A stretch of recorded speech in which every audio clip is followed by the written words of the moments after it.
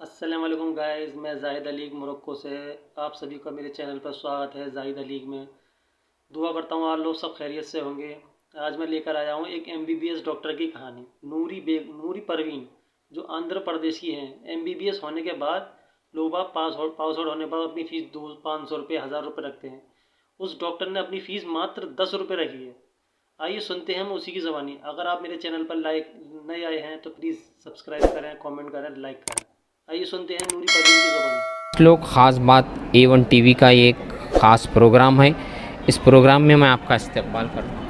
अस्सलाम वालेकुम, शुक्रिया A1 TV मेरे को इतना अच्छा मौका देने के लिए। रायचूर का ये वाहिद उर्दू TV चैनल है जो हम ख़ास कर लोगों को उर्दू तक हमारी बातों को पहुँचाते हैं। जैसा कि मंज़र भोपाली ने एक शेर कहा था, बेटियों के लिए भी हाथ उठाओ मंज़र, बेटियों के लिए भी हाथ उठाओ मंज़र, सिर्फ़ अल्लाह से बेटा नहीं मांगा करते। आपको डॉक्टर रोशन जहाँ को देखने के बाद ये ऐसा महसूस होता है कि लोगों को बेटियों के लिए भी हाथ उठाना चाहिए। जैसा कि मंज़र भोपाली ने कहा था, बेटियों के लिए भी हाथ उठाओ मंज़र, सिर्फ़ अल्लाह से बेटा नहीं मांगा करते। ऐसे बेटियाँ होने से बाप को ही नहीं बल्कि पूरे ख़ानदान को फ़ख्र होता है। सबसे पहले तो A1 TV के ख़ास लोग ख़ास बात प्रोग्राम में मैं आपका इस्तकबाल करता हूँ। शुक्रिया, अस्सलाम वालेकुम, बहुत बहुत शुक्रिया A1 चैनल का। सबसे पहले तो मैं इस बात के लिए फ़ख्र महसूस करता हूँ कि हम उर्दू TV चैनल चलाते हैं और आप फर्स्ट से लेकर 10th तक जो इब्तिदाई तालीम आपने हासिल की वो उर्दू से ही की। जी बेशक, मेरा Krishna district Maulana Azad and SNMC school बोल के दोनों स्कूल्स में upper primary and high school में उर्दू मीडियम से 10th कंप्लीट कर ली अल्हम्दुलिल्लाह, डिस्ट्रिक्ट फर्स्ट विजयवाड़ा। उसके बाद आपने? मैं कॉर्पोरेट कॉलेज में BPC MBBS के लिए ज्वाइन हुई। बाद में मेरे को कड़पा में minority college Fatima institute of medical sciences में MBBS सीट आ गई माइनॉरिटी कोटा से। जैसा कि नाज़रीन आप YouTube पर इन्हें फॉलो जो लोग करते हैं वो तमाम तफसील भी जानते हैं। मैं तफसील पे गए बगैर आपसे पूछना ये चाहूँगा कि कई लोग डॉक्टर बनने के बाद कमर्शियल बनते हैं। डॉक्टर बनते ही उनका जहन ये होता है कि हम लाखों रुपए डालकर या नहीं, अगर उन्हें किस्मत से भी अगर वो सीट माइनॉरिटी कोटे में भी मिलती है तो उनका सोच ये होती है कि जब हम इतने मुकाम पर आए हैं तो कुछ ना कुछ कमाएंगे। ये आपको 10 रुपये से लोगों की खिदमत करने का जहन कैसा बना? ऐसा रहता बच्चों का मेंटालिटी पर, पहले पेरेंट्स, बाद में टीचर्स, फिर सोसाइटी, इनका इफ़ेक्ट ज़्यादा रहता, प्रेशर ज़्यादा रहता बच्चों के माइंडसेट के लिए। तो मेरे घर पे सब सोशल सर्विस, मेरे ग्रैंडफादर कम्युनिस्ट पार्टी, सो मेरे फादर मस्जिद के काम करना, और ऐसे सोशल सर्विस मेंटालिटी।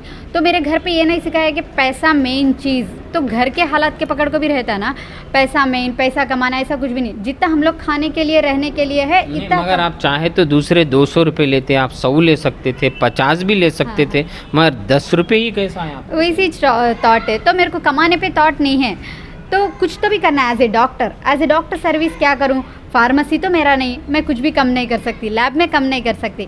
अब कम कर सकती तो मेरा खुद का OP फीस, अब बाहर 200, 150, 300 ऐसा लेते रहते। तो इसलिए मैं कम करना चाह रहा हूँ, मैं सर्विस करना चाह रही हूँ, इसलिए मैं जस्ट 10 रुपीज़। मगर लोगों का अक्सर ये कहना होता है कि जो डॉक्टर कम फीस लेते हैं यानी दवाइयों में वो। मैं इससे पहले भी बहुत सारे चैनल्स इवन BBC भी बोल के हूँ, फार्मेसी में ऑब्वियसली सबको इनकम रहती। क्यों बोले तो अब फार्मासिस्ट है, कोई दवा का दुकान रख के बैठा है। नहीं, वो आप लीजिए, वो नहीं, जहाँ पर अगर किसी मरीज़ को 2-3 टैबलेट्स देने में वो शिफा मिल सकती है, बस डॉक्टर लंबी लिस्ट लिख देते हैं पूरी। अल्हम्दुलिल्लाह हमारे पास तो ऐसा नहीं चलता। हमारे पास सिर्फ 3 दिन 5 डेज और इतना ही। अब डोज रहता ना, इवन एंटीबायोटिक डोज है तो भी 3 दिन डालना रहता, 5 डेज डालना, इतना ही। और हमारे यहाँ पेशेंट्स तो madam 1 tablet enough, 2 tablets enough, madam लिख दिए कम हो जाता। हम लोग को और टैबलेट्स नहीं होना बल्कि लेते भी नहीं हमारे पास। तकरीबन रोज़ाना कितने पेशेंट आते हैं आपके? अल्हम्दुलिल्लाह मोर देन 50 आ जाते हैं। यानी आप विजयवाड़ा या कड़पा में हॉस्पिटल खोलिए? नेटिव ऑफ विजयवाड़ा, मगर कड़पा में अभी मेरा हॉस्पिटल है, उसमें गायनिक, सर्जरी, ऑपरेशन दिए तो सब अवेलेबल है। सबकी OP फीस 10 रुपये। तो दूसरे डॉक्टर भी वहाँ पर रेफ़र करते होंगे तो वो भी 10 रुपये लेते हैं? इसका मतलब है कि मैं उन लोग को सैलरी पे करती हूँ। तो कोई भी डॉक्टर अब 10 रुपये के लिए नहीं आते, तो मैं उन लोग को फोर्स भी नहीं कर सकती, यू ऑल्सो टेक 10 रुपीज़ बोल के, जिसकी लाइफस्टाइल वैसी है। तो मेरे नाम से मैं डॉक्टर नूरीस हॉस्पिटल रखी, रेंट पे एक 50,000 रेंट, 3 फ्लोर बिल्डिंग, तो उसमें वो लोग को सैलरी दे के रख लेके होंगे। खास वो हॉस्पिटल में क्या है स्पेशल? नूरी है स्पेशल। बाज़ हॉस्पिटल होते हैं प्रेगनेंसी के लिए, बाज़ हॉस्पिटल होते हैं बच्चों के लिए, बाज़ हार्ट के लिए, ऐसा? गायनिक क्यों बोले तो एज ए लेडी मैं लो सोशियो इकोनॉमिक स्टेटस के एरिया में रखी, क्यों बोले तो एक हाई सोसाइटी में जाके मैं 10 रुपीज़ रखी तो इसका फ़ायदा नहीं रहता, जो गरीबी मोहल्ला रहता उसमें रखी तो उसका फ़ायदा वो लोग सब ले सकते। तो मेरे पास मैं नॉर्मल MBBS फिजिशियन रहने की वजह से मेरे पास ज़्यादा लेडी पेशेंट्स गायनिक प्रॉब्लम से आते हैं। कब खोले आप ये हॉस्पिटल? 2020 फरवरी 5 हाल में, या 1.5 वो भी कोविड के दौरान? या जस्ट मैं हॉस्पिटल स्टार्ट करी, कोविड स्टार्ट हो गया, I was like in depression, Allah कुछ अच्छा करेंगे बोले तो ऐसा हुआ क्या बोल के सब क्लिनिक्स हॉस्पिटल्स क्लोज कर दिए गए। बट मैं MBBS रहने की वजह से विद परमिशन हॉस्पिटल ओपन रखी थी। बाहर जब कोविड का टेंशन चल रहा तो कोई भी जुकाम खांसी सर्दी ऐसा है बोल के जाते हैं तो CT स्कैन प्रिस्क्राइब कर दे रहे थे, 4,000 5,000 का CT स्कैन। सो ये गरीब हालत का आदमी एक 4-5 हज़ार रख के CT स्कैन कैसे करा सकता? तो एज ए डॉक्टर मेरे को मालूम होता इसको कोविड रह सकता नहीं, ये नॉर्मल सर्दी है खांसी है बोल के। इसलिए जब मेरे पास पेशेंट्स अट्रैक्ट हुए, क्यों बोले तो मैं जिसको कोविड सिम्टम्स रहते हैं उसको ही प्रिस्क्राइब करी, जाओ ऐसा गवर्नमेंट हॉस्पिटल्स में जाके जो देख लो कोविड का ट्रीटमेंट अच्छे से चल रहा, जिसको नहीं जरूरत दूसरे डॉक्टर भी कर सकते थे, आप ही के अंडर में दूसरों की भी बात बेशक करते होंगे, बट मेरा पब्लिसिटी हुआ अल्हम्दुलिल्लाह पहचान सकते, थोड़े के सिम्टम्स भी बाहर नहीं आते ना। अच्छा, अक्सर हमारे रायचूर शहर में भी एक डॉक्टर हैं जो चाइल्ड स्पेशल डॉक्टर राघवेंद्र, वो 50 रुपये फ़ीस में देखा करते थे, मगर अब वो एकदम 200 रुपये फ़ीस कर दी। जब मैंने उनसे बात किया तो डॉक्टर का कहना है कि दूसरे डॉक्टर मुझे एतराज़ कर रहे हैं, ऐसा आपको नहीं? बेशक रहता, मेरे को आज तक कोई भी नहीं पूछे, क्यों बोले तो IM Indian Medical Association Kadapa में मैं खुद उसकी जॉइंट सेक्रेटरी हूँ and senior doctors everybody supports मी।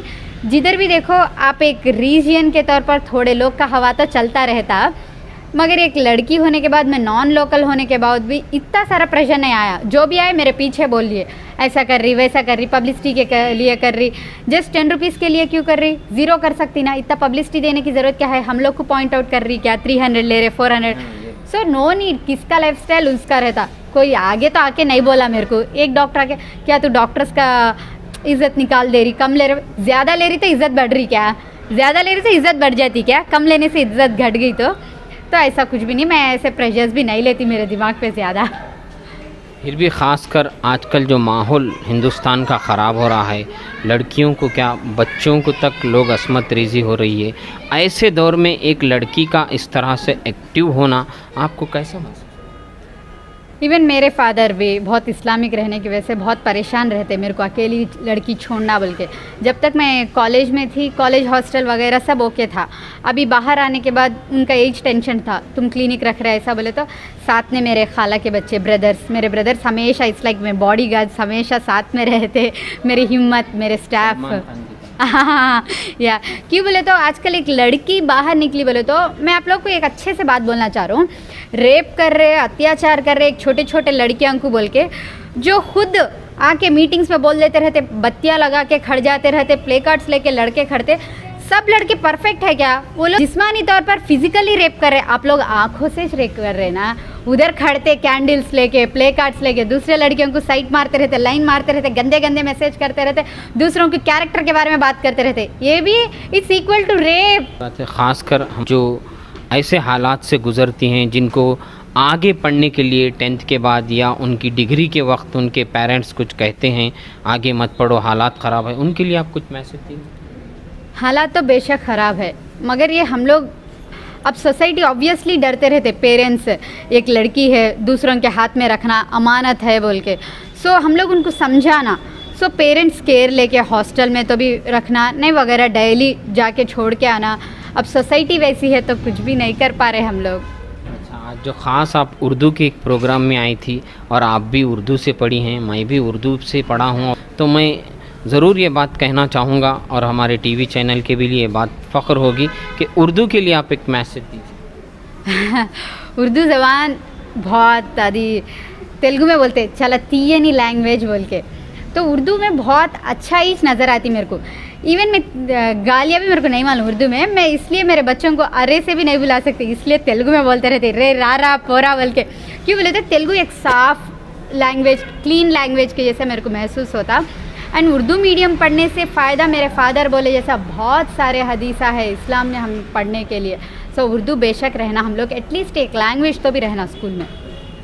इस तरह से किसी शायर ने कहा है कि समात में शहद की चाशनी घोलते हैं, बहुत कम हो गए हैं उर्दू बोलने वाले।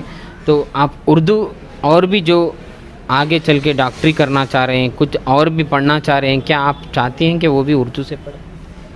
अब उर्दू से मैं एक्चुअली मेरा ये बात इसलिए बोल रहा हूँ ख़ास कर कि कई लोग आजकल अपने बच्चियों को इंग्लिश मीडियम में डालते हैं, उर्दू की तरफ तवज्जो नहीं देते। आजकल उर्दू के कई एक स्कूल खाली आपको देखने में मिल रहे हैं, तो आप एक उर्दू मीडियम से प्रॉब्लम कुछ भी नहीं है। क्या सोच रहे सब लोग, उर्दू मीडियम से गए तो हम लोग आगे चल के कुछ भी नहीं बन सकते। ज़िंदा एग्जाम्पल मैं आपके सामने हूँ, डॉक्टर बड़ी इतना कर रही। तो उर्दू मीडियम से हम लोग को एक्चुअली इंटरमीडिएट में मैं उर्दू लेना चाह रही थी, मगर एमसेट वगैरह ये सब उर्दू मीडियम में नहीं रहने की वजह से मैं इंग्लिश मीडियम में शिफ्ट हुई। अगर ये सब उर्दू में रहते तो मैं उर्दू में ही ख़त्म करती थी पूरा मेरा एजुकेशन। ठीक है, और भी कुछ बोलना चाहिए? नहीं, बहुत बहुत शुक्रिया A1 चैनल का।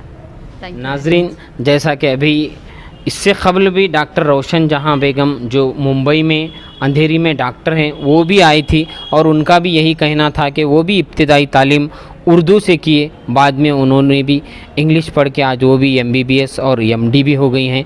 और मेरे बीच भी जो डॉक्टर है, डॉक्टर नूरी परवीन, जिसे लोग प्यार से परी भी कहते हैं, और लोगों के लिए वो एक परी की तरह आकर 10 रुपये में जब कोई इंसान परेशान होकर, वो भी ऐसे लॉकडाउन में उन्हें खाने के लिए पैसे नहीं तो दवा के लिए बड़ी मुश्किल से मिलते हैं, ऐसे वक्त अगर कोई डॉक्टर 10 रुपये में अगर देखता है तो वो ना के बराबर होता है। वाकई में उनके लिए वो परी ही नज़र आती होंगी। मैं उम्मीद करता हूं कि आप ऐसे ही और भी चैरिटेबल काम करते रहें, ना कि आपने अभी कहा इस प्रोग्राम में कि लोग तो ये वो ये चैरिटेबल करते ही हैं, मगर कुछ ऐसा करिए जो लोगों के लिए नया भी लगे और लोगों के लिए राहत भी लगे। मैं भी आपको, आपकी पूरी फैमिली को A1 TV की जानिब से दुआ भी हूँ कि अल्लाह ताला आपके जैसे औलाद और को भी देते रहे। ना गमगीन जैसी हो ना रंगीन जैसी हो, अपनी दुआएं जैसे आमीन जैसी हो।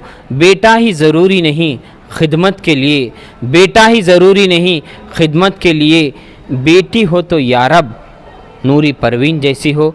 मैं आपका मेज़बान एंकर इंडियन भाषा कैमरामैन सलमान के साथ A1 TV उर्दू में। माशाल्लाह से देखा इस प्यारी बच्ची, किसी की सोच इस बच्ची बंदी की तरह हो जाए, हर डॉक्टर 10 रुपये लेके इलाज करे, तो दुनिया में कोई भी गरीब बीमारी से मन नहीं मरे। दुआ करता हूँ कि हर माँ बाप की औलाद नूरी परवीन जैसी हो जो गरीबों की मदद करे। आशा करता हूँ कि मेरी वीडियो आपको पसंद आई होगी। प्लीज़ मेरी वीडियो को लाइक करें, सब्सक्राइब करें, कमेंट करें। इंशाल्लाह नेक्स्ट वीडियो में आपसे मुलाकात होगी। दुआओं में याद रखना। अल्लाह हाफिज़।